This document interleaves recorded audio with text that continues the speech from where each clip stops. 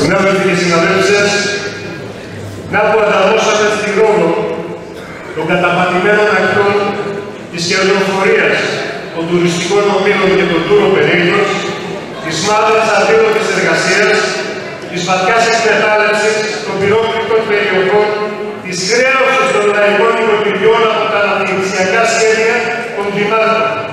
Και δεν υπάρχει πια ο κολοσσός στο νησί να προστατεύει, αυτό και τους κατοίκους του, παρά μόνο οι εργαζόμενοι και η νεολαία. Οι αγωνιστικές εισπυρώνες κινήσεις έχουμε την κακιά συνήθεια να βλέπουμε λίγο μακρύτερα στα συνέδρια από το Λόφι και την Κιάλτα. Όπως πήγε στο Πλατανιά το 19, όταν οι άλλοι έπαιρναν φωτογραφίες στη Φεστό και την Κροσό, εμείς γυρίζαμε τον Θεοδό Σιγαδεράκη λίγο παραπέρα. Αορέστου, εργαζόμενο καθαριότητας που έκανε απεργία πείνας έξω από το Δημαρχείο του Ρεθύμνου και κανείς δεν έκανε αναφορά για τον αγώνα του έξω από το Δημαρχείο στο Ρεθύμνο λοιπόν για να κρατηθεί στη δουλειά. Μέσα στο ασφαλές κέντρο, συνάδελφοι και συναδέλφισες του ξενοδοχείου, άντε να μιλήσεις για την γενοκτονία στην Παλαιστίνη, για το αίμα που κυλά στη Γάζα. Λίγα μίλια από τα ανατολικά μας που μπροστά του οχριά η σφαγή στα στρατόπεδα της Άβρα και Σαφίλα πριν χρόνια τους Παλαγίτες και τους Ισραηλινούς.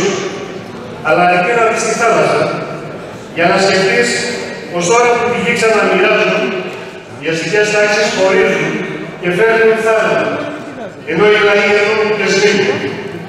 Ακούσαμε πολλά για τους τηλεοπάτες τους, αναλόγως με την επιληπτική μνήμη του καθένα και είδαμε να γίνεται και μια αναφορά. Ευθύνες σε μία, δύο ή τρεις κυβερνήσεις ανάλογα με πώς βολεύει και από πού ξεκινά και πού θέλει να φτάσει ο καθένας. Παραδόξως βέβαια, όλοι λησμονούν το 89, εκείνο το αθάνατο 89. Όλοι. Εν πάση περιπτώσει, γυρίζω στο σήμερα και προσπερνώ το Μητσοτάκη με το στίχο του Ισίδωρου Παπαδάμου, που λέει κάπου το πιάνει το γυνάτι του, που δεν καλοκαιριάζει, ό,τι και αν κάνει, μάταια ο δρόμος του δεν βγάζει. Μένω στην τελευταία αναδείγνωση της κυβέρνησης που τρομοκρατημένη από την απεργία στις 28 Φλεβάρι, κακώς η Ομοσπονδία μας έπρεπε να βγει μπροστά και να κοινοποιήσει τα ποσοστά απεργίας εκείνης της μέρας, εκείνης της σύγκρουσης, επιτίθεται λοιπόν η κυβέρνηση με την αξιολόγηση, την ενεργοποίηση του κοινωνικού αυτοματισμού για το κακό δημόσιο. Ξεκινάνε οι διάδικαση σεμινάρια μάλλον είναι σε εξέλιξη για τον εσωτερικό έλεγχο, προαναγγέλλονται απολύσεις, επιχειρήσεις κατά τα χέρια που για αλλού ξεκινούν και αλλού καταλήγουν, χτυπώντας κάθε επικίνδυνη αιστεία αντίστασης και κινηματικής δράσης.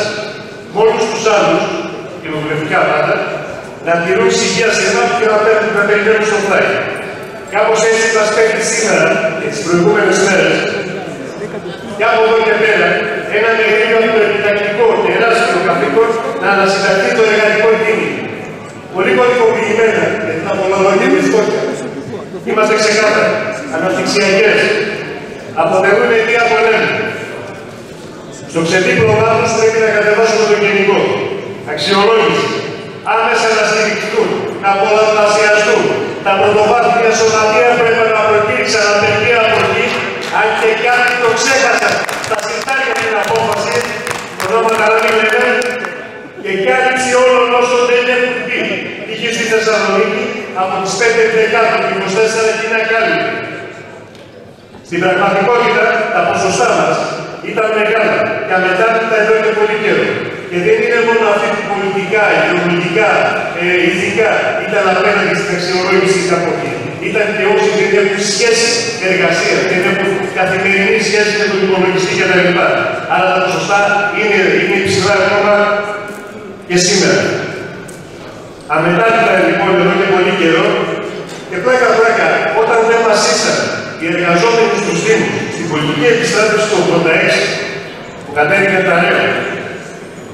Γιατί να φοβηθεί το ΕΟΤΑΚ να μιλεί προστήμο. Εξάλλου δεν είναι σύμμαχοι μας το τελευταίο διάστημα οι εισαγγελείς και οι δικαστές για το 13ο-14ο. Άρα η επαναπροκήρυξη εδώ και τώρα της αξιολόγησης της αποχής και απεργίας απέναντι στην αξιολόγηση που μόνο αξιολόγηση δεν είναι. Για τους συμβασιούς επιβεβαιώνονται οι αγωνιστικές εισπυρώσεις ένα χρόνο μετά. Έστω και οι λίγοι που προσμετρήθηκαν έφεραν φρεσκάτα και νιώτη. Ήδη στις 30 Τετάρτου στη Νέα Ιωνία ξεκίνησε πρωτοβουλία συντονισμού και βάζουμε μπροστά για το νέο καταστατικό συνέδριο. Το ζητούν κι άλλοι, που πέρυσι μας βρίζανε, αλλά η αυτοκριτική τους περισσεύει. Επιλεκτικά πάντα. Και ξεχνάνε ότι το 12, τα 18 σωματεία, η κόμμα ήταν το πρώτο σωματείο που ξεκίνησε την συμμετοχή των συμβασιών και συμμετείχαν όλες τις παρατάξεις στο Σύλλογο. Οι συμβασιούχοι να παίρνουν μέρος. Μέσα είμαστε και στα 3 που απαγορεύτηκαν. Μέσα και στα 18. Αλλά κάποια στιγμή αυτά τα 18 μετά το 12 στη Θεσσαλονίκη, τα διάσαν κάποιοι στην πρώτη στροφή. Όταν συνειδητοποίησαν ότι δεν είχαν ολοκληρωτικά τον έλεγχο του, αχρηστεύοντας μια χρυσή ευκαιρία από τότε. Όλοι οι εργαζόμενοι λένε, και το θυμίζω, από τα περσινά, ανεξαρτήτως σχέσης εργασίας. Είναι μετακριτώνεται των υπαλλήλων με τη συμπλήρωση 2 μηνών εργασίας, εγγράφονται και συμμετέχουν με πλήρη δικαιώματα και με το δικαίωμα εκλέγεται σε όλα τα όργανα του σωματείου και της ΠΟΕΟΤΑ. Αυτά γιατί θα πρέπει να το ξαναθυμηθούμε και κάποιοι δεν πρέπει να πάρουν σήμερα να περάσουν την κολυμβίδα του ΣΥΛΟΑ και να περάσουν απρόκειτα. Όσον αφορά την πολυμοποίηση των συμβασίων και την πρόσληψη μόνη του προσωπικού, για μας είναι άρρηκτα δεμένη με τον αγώνα ενάντια στη ιδιωτικοποίηση και την ανακατάληψη όσων κομματιών στους Δήμους έχουν χαθεί. Εχμή του δόρατος, το διώξιμο της Ελένη Τρέη, χωρίς αποζημίωση και το πέρασμα των συμπληρωνόντων στο δημόσιο. Για το 13ο-14ο, προκήρυξη απεργίας στις 6 Ιουνίου. Ήδη το έχουν καταθέσει στο Γενικό Συμβούλιο του Σαδρετή, αλλά προς το παρόν το επιστρέφουν. Να πάνε λέει τα στελέχη, να πάει η εκτελεστική, να πάει άλλο το Γενικό Συμβούλιο να βολτάρει λίγο εκεί απ' έξω. Την ίδια ώρα παλεύουμε για την αντέκταση του Αμφιτινού, η σύνδεση του με τα παρέα και την ενσωμάτωση στο βασικό. Δεν θέλουμε επιδόματα μπροστά στα πρωτογενή, τα τεράστια πρωτογενή, πλεονάσματά. Θέλουμε αυξήσεις στο βασικό. Το 2% η εισφορά ελληνικής να κλείσει αυτή η μαύρη τρύπα. Δεν πήγαινε ούτε για αδέρφους, δεν πήγαινε πουθενά. Σε μαύρη τρύπα πήγαινε όπως και οι υπόλοιποι. 5% για το κουμπουρί και πάει λέγοντας. Αλλά θέλουμε και επιστροφή των καταγγελθέντων. Όπως θέλουμε να γυρίσουν πίσω και η παρακράτηση του 25% για τη δημοτική αστυνομία. Όπως θέλουμε και η ασφαλιστική κάλυψη να πάει σε μηδενισμό της συμμετοχής μας. Όπως θέλουμε απόδοση των εξόδων κίνησης, γιατί τα ζητάμε όλα. Του επιδόματος ορεινών μειονεκτικών περιοχών για τον παραμετώριο και την αύξησή του. Αλλά θέλουμε και ισότιμη συμμετοχή των υψηλοδέψεων, κάτι που έχουμε εξετάσει χρόνια πιο πριν. Το ξέρετε. Και αν δεν το ξέρετε, μάθετε το. Οι υψηλοδέψεων δεν έχουν δικαίωμα να παρακολουθήσουν, είναι τα ευκαιρία, σεμινάρια που είναι. Δεν έχουν δικαίωμα να κατέβουν υποψήφιοι στα υπηρεσιακά. Εν πάση περιπτώσει, πάω και στο κρίσιμο, όσον αφορά τα επαγγελματικά εγκλήματα. Δεν μας φτάνουν δυστυχώς οι επιτροπές υγιεινής και ασφάλειας. Ούτε η καταγραφή, η οποία είναι ειδική, όπως το πρωτογενή τομέα έτσι και εμάς, η καταγραφή των εργατικών ατυχημάτων. Κυρίως στα γραφεία, όπου βλέπουμε, κυρίως στις γυναίκες, το σύνδρομο της ποδίστας. Από το σημείο και μετά διαλύεται ο αυχένας, η οδηγική στήλη κτλ. Τη συγκεκριμένη στάση δουλειάς, σε καθημερινή βάση κτλ. Θα πρέπει να πάμε σε αυτά που γινόταν το 1936, όταν σκοτώνονταν ένας εργάτης, έμπαινε το πτώμα, έμπαινε ο νεκρός εργάτης, προπομπός στην πορεία και τα σπάγαν όλα. Δεν μπορούμε να παίζουμε άλλο με τις ζωές των συναδέλφων μας. Συνάδελφοι και συναδέλφοι, ζητάμε να γυρίσετε πλάτη, όχι να κοιτάξετε στα μάτια, κοιτάξτε ό,τι θέλετε στα μάτια.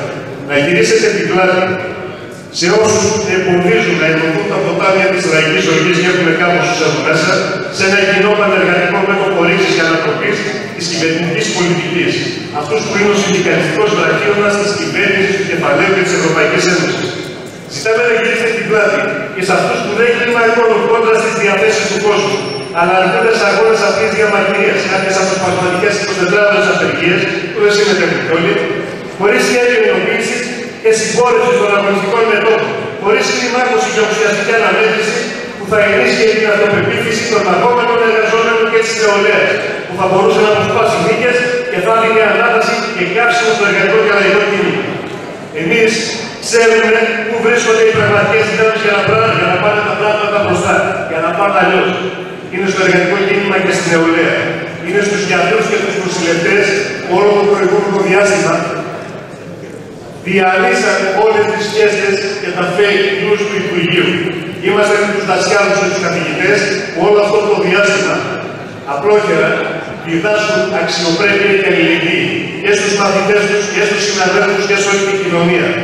Ζητάμε λοιπόν σε αυτή την πορεία και έτσι να πάμε για αξιοπρεπείς μισθούς και συντάξεις, για μόνιμη εργασία ενάντια στις ελαστικές εργασιακές σχέσεις, για μονιμοποίηση όλων των συμβασιούχων, για προσλήψεις προσωπικού, για μείωση του χρόνου εργασίας, για αξιοπρεπείς συνθήκες εργασίας, για δωρεάν πρόσβαση του λαού στα αγαθά της υγείας, της παιδείας, του πολιτισμού, ενάντια στις ιδιωτικοποίησεις και την εμπορευματοποίησή τους. Λεφτά για τα δημόσια αγαθά και όχι για εξοπλισμούς και καταστολή. Ελεύθερη συνδικαλιστική δράση χωρίς δηλώσεις και απολύσεις. Κατάργηση των νόμων που εμποδίζουν το δικαίωμα στην απεργία και την διαδήλωση. Γκρέμισμα της αξιολόγησης του εκφοβισμού και της διάσπασης των εργαζομένων. Αυτά τα λίγα ζητάμε βοήθεια, ζητάμε να βάλει πλάτη ο καθένας επιτέλους, έτσι ώστε να πάμε ενάντια στη σκουριά του συμβιβασμένου συνδικαλισμού, να δώσουμε όθηση στη ζωή και στα όνειρά μας. Καλό πολύ αύριο.